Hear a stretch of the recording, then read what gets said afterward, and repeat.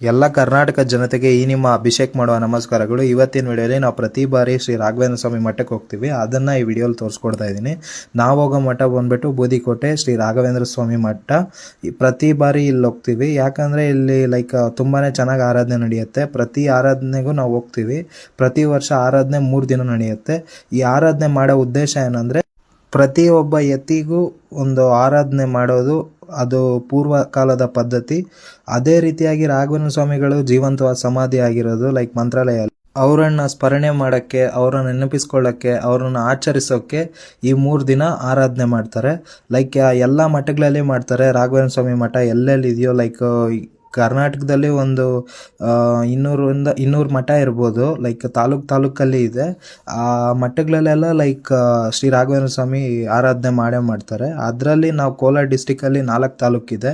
ಅದರಲ್ಲಿ ತುಂಬ ಫೇಮಸ್ ಆಗಿ ಮಾಡೋದಂದರೆ ಬೂದಿಕೋಟೆಯಲ್ಲಿ. ನಾವು ಪ್ರತಿ ವರ್ಷ ಇಲ್ಲಿ ತಪ್ಪದೆ ಬಂದೇ ಬರ್ತೀವಿ. ಫಸ್ಟ್ ಡೇ ಬರ್ತೀರಿ, ಮಧ್ಯಾರಾಧನೆಗಾನೇ ಬರ್ತೀರಿ, ಕೊನೆ ದಿನ ಆದರೂ ಬರ್ತೀರಿ. ಒಂದೊಂದು ದಿನಕ್ಕೆ ಒಂದೊಂದು ಅರ್ಥ ಇದೆ. ಫಸ್ಟ್ ದಿನ ಬಂದ್ಬಿಟ್ಟು ಶ್ರೀ ರಾಘವೇಂದ್ರ ಸ್ವಾಮಿಯವರು ಕೊನೆ ದಿನ ಇಲ್ಲಿ ಭೂಮಿ ಮೇಲೆ ಜೀವಿಸಿರೋದು. 2ನೇ ದಿನ ಬಂದ್ಬಿಟ್ಟು ಅವ್ರ ಸಮಾಧಿ ಆದ ದಿನ, ಜೀವಂತ ಸಮಾಧಿ ಆದ ದಿನ, ಬೃಂದಾವನ ಕಟ್ಟಿದ ದಿನ. 3ನೇ ದಿನ ಬಂದ್ಬಿಟ್ಟು ಬೃಂದಾವನ ಕಟ್ಟಿ 1 ದಿನ ಆಗಿದ್ಮೇಲೆ 3ನೇ ದಿನ. ಪ್ರತಿ ಒಂದು ದಿನಕ್ಕೂ ಒಂದು ಅರ್ಥ ಇದೆ. ನಾವು ಹೋಗಿದ್ದು ಬಂದ್ಬಿಟ್ಟು ಫಸ್ಟ್ ದಿನ ಬೂದಿಕೋಟೆಗೆ. ಆವಾಗ ನೋಡಿ ಅಲಂಕಾರ ಹೆಂಗಿತ್ತು ಅನ್ನೋದನ್ನ. ಅದಾದಮೇಲೆ ನಾವು ದೇವಸ್ಥಾನ ಒಂದು ರೌಂಡ್ ಹಾಕ್ಕೊಂಡು, ಇದು ದೇವರ ರಥ. ಈ ರಥದಲ್ಲಿ ದೇವರ ಪ್ರತಿಮೆಯನ್ನು ಇಟ್ಟು ಈ ದೇವಸ್ಥಾನದನ್ನು ಪ್ರದಕ್ಷಿಣೆ ಮಾಡಿ ಮೆರವಣಿಗೆ ಮಾಡ್ತಾರೆ.